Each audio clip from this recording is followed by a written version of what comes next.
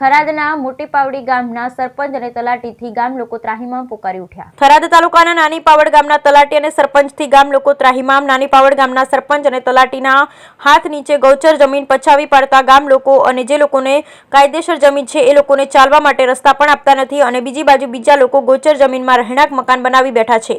તો જમીનવાળા લોકોને માંગ ઉઠી રહી છે કે આ લોકો અમને ચાલવા માટે રસ્તો પણ આપતા નથી।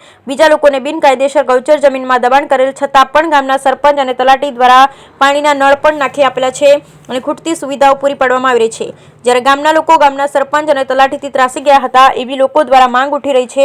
તો શું તાલુકા વિકાસ અધિકારીમાં આ લોકો વિરુદ્ધ કોઈ પગલાં લેશે કે પછી ભીનું સંકેલાશે એ હવે આવનારો સમય બતાવશે। Bureau report ભરઠક્કર Deesa. જહાભાઈ રાશિભાઈ, ગામ નાની પાવડ, તાલુકો થરાદ, જિલ્લા બનાસકાંઠા।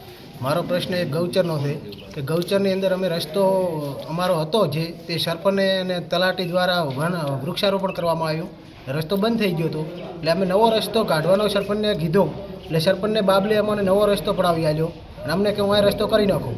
ત્યાં અમે રસ્તો કાઢ્યો, પછી એ રસ્તો જે ગૌચરની અંદર રાહાભાઈ રબારી બેહેલા હતા એ અમને બંધ કરી નાખ્યો।